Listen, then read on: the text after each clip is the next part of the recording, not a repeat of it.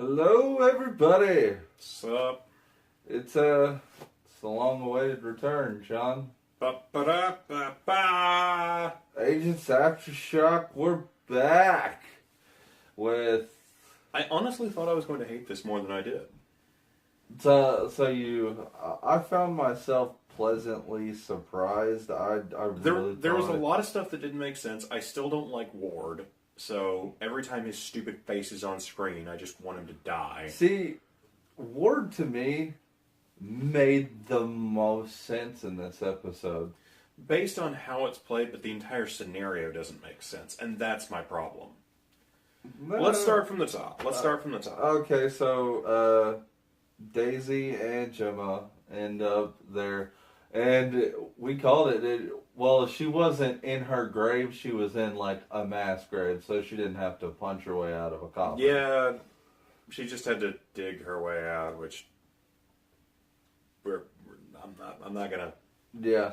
I'm not gonna make qualms about that. But we've basically come into a world that is controlled by Hydra. Or at least a form of Hydra, because... Sorry, it's the Army of Darkness music. I hear it whenever something dramatic has to happen. But we found out that... So this world was basically made to create people's, like, erase mistakes they wanted to make like that they make, and like try to make them happier and all that. Right. So when we get May saved the little girl, but then the little girl ended up killing. Right. This is where the problem really comes in, because those two things don't intercede. May didn't save the child because the child was responsible for the problem. If it turns out the child wasn't responsible for the problem, that's fine. Well, she did not know the child was responsible for the problem and killed the adult, and the child then manifested and et cetera, et cetera. We know that already. It's a good story arc. I don't mind it, but I know I probably said somewhere that I fucking hated that idea, and I still don't like that idea, but they handled it well. Yeah. And this is where it kind of becomes a problem, because her not killing the child and the child not being the problem and her succeeding in the mission are two radically different things. Yeah. And so in order for these things to happen, you have to have a lot of contrivances and a lot of people going against character.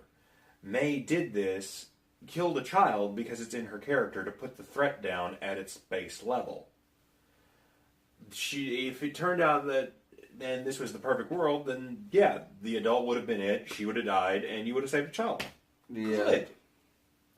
She would not have let that child walk out of there. No. It's just not her. Well, remember that originally that probably was the scenario, but then Ada went in and fucked with the code.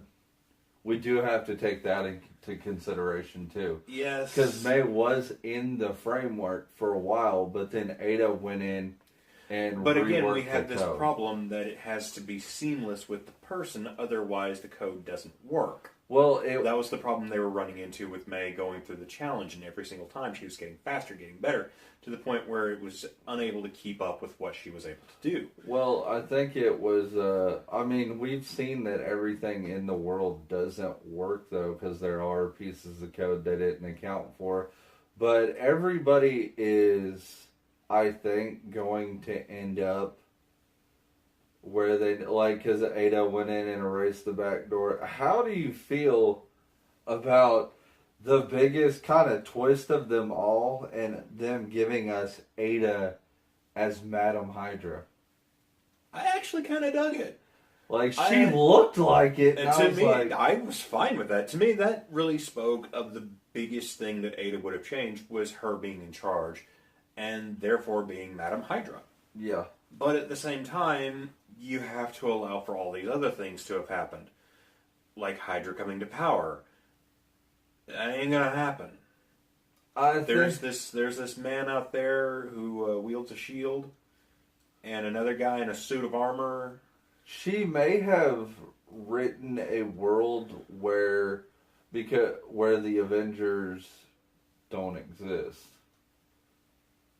Possible, but that's again, because Inhumans are looked on as like scum. Right now, there's so many propaganda posters. One of the big reasons we had the Inhumans in the first place was because the Chitauri invaded and helped flood the world with tetrogen. Yeah. So you kind of, it again just boils into these, you kind of have to allow for certain things to have or have not happen. The tetrogen and all that was prior Chitauri. That was, that was Kree, came several thousand years ago and, like, left it I thought behind. They mentioned something about the Chitauri invasion having something to have done with it. No, because that, like, they left infections and stuff, because remember the guys from season 1 that turned into electricity and blew up? Yeah. Like, this was Kree. The Kree were responsible for that. And the Kree are a-holes. So... But, yeah, outside of a couple of, albeit rather large contrivances and things that this show still demands that I stop thinking... Coulson the racist. Yeah. I mean, and again, they've already said they had to structure the framework as close to real life as possible in order to help drive the mental simulation home. Well, what I think it was is this was the situation with Coulson when Tahiti was a magical place. They didn't rework him into the new S.H.I.E.L.D. They reworked him into just a regular Joe. Right, but that has to have somewhere down his path that he decided that he wanted to just be an average guy, which is entirely possible. I mean, that's one of the things I'm totally willing to accept. We see him at the end of the episode break it, though. Right. Like, he realizes, like, he immediately that's the problem. Memory is tricky. There are key phrases you can teach yourself, and if Coulson, being a very, very smart man, realized that if he was ever going to be brainwashed, one of his key trigger phrases could be, "It's a magical place." Yeah, and so doing so would actually be a very, very clever thing. I'm really happy about stuff like that. A lot of the characters felt in place. There's just some that it really their place makes no sense. I don't think May would have ever conformed to Hydra. Exactly. No, she is 100% not a Hydra agent. I'm sorry. And that honestly is my biggest deal breaker for this. Fitz too was like, I guess if Fitz ever lost, it felt like they Gemma. I don't know though, because it really felt like they tried to write more. I think they just wanted people in certain places and then developed the reason for them afterwards. I think Fitz's place, where Fitz is, though, is very much Ada. I think Ada is like the first episode was talking, or not the first episode, but when we came back, the first part of this season, when the first part of the second part, right? The first episode of the second part, I think she actually is developing emotions. Like, she's getting very, very close to Ultron territory. There is that, although I looked at this as much more strategic value. And knowing that Fitz is an amazingly smart person, if you were to lock him up in a computer, the damage that man could potentially do would be unfathomable. And I think that is why he is placed where he is placed, mainly so that Ada can keep an eye on him. Well, that, and I think she does have an emotional attachment, at least as much as she can have. Maybe. Towards him. Also, I mean, we did see Fitz go a little bit crazy when he thought he lost her at the beginning of last season, so... Yeah. Like I say, it's possible, but I just really feel that the whole Hydra takeover thing, it just reeks of, let's flip it in Agents of Hydra! And it's now they're basically in the Matrix, and you did call it, like, I did not think they could create a complete third thing to do this season, and they did. And I feel we're going to spend probably the next, I think we're in episode 14 or 15. I would have to check it. We've probably got about 10 more episodes to go at bare minimum. I think 9 or 10. I'm not sure how many seasons they've got this year. But no, the episodes usually run 22 to 23. We're running about we probably got 7, 8 episodes. 7, 8? Yeah. So we've probably got about 7 to 8 episodes, and I'm really concerned that this... I think this will be done in probably 4 episodes. Probably, and we'll have at least 2 filler episodes. The way the show has been going, I would probably lean closer to 3 filler.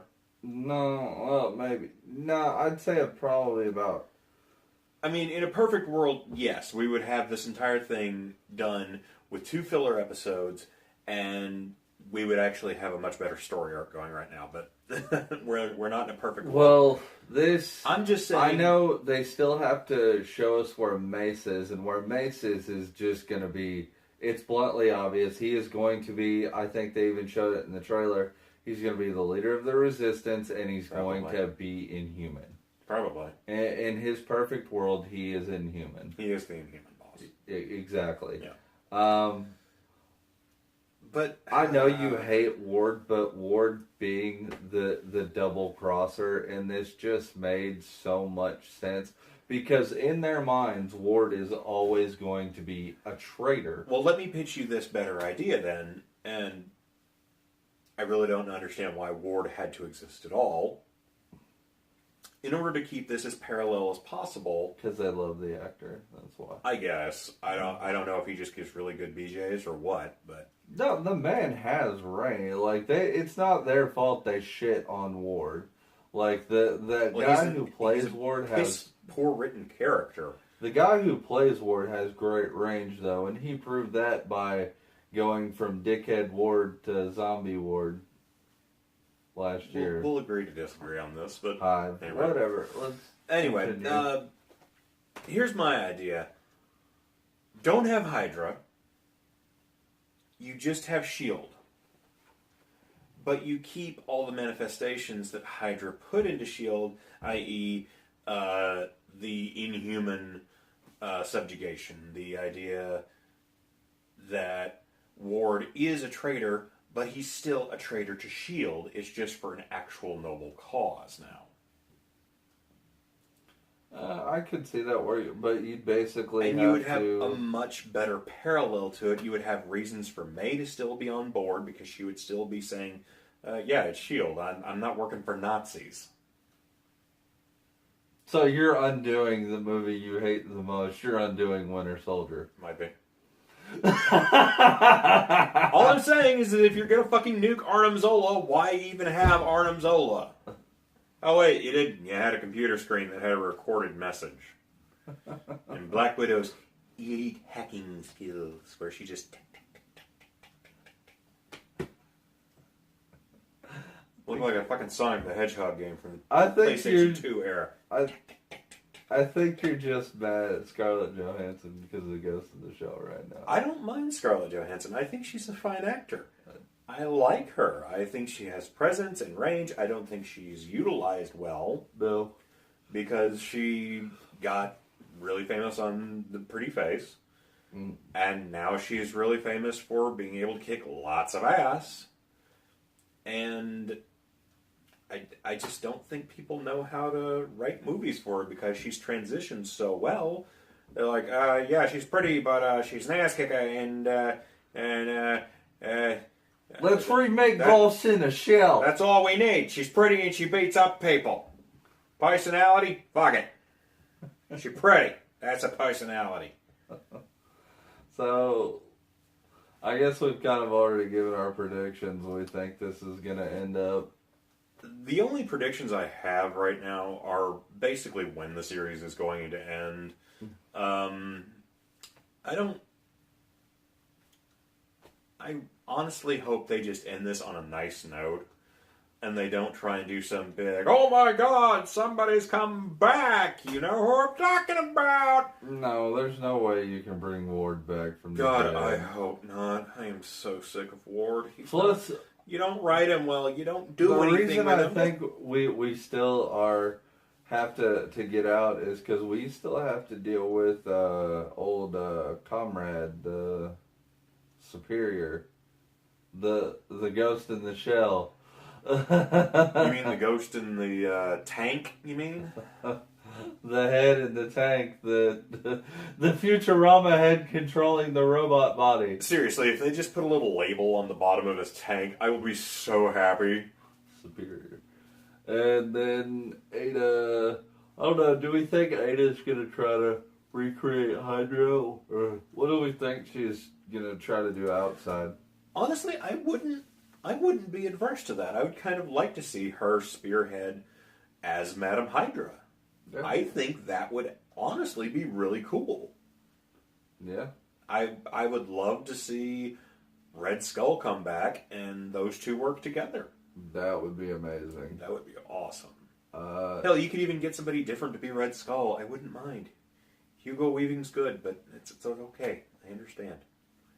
He can be a little difficult to work with. And I think that'll probably end up being like the last Chris Evans Captain America movie for a while. Like, he definitely wants to keep playing, but Sebastian Stan has a very long contract with Marvel. Yeah. So I think we were going to get Bucky Cap for a while, but the last Chris Evans movie there's going to be something Red Skull based in there. The Red Skull's not gone. I think they'll since they've already done Civil War, they'll probably do like a Return of the Red Skull and have them, fight and go away for a while. Right. Like usual. And then he'll show up in like Avengers 5 or 6 or something like that. They'll pull him back whenever they do Secret War.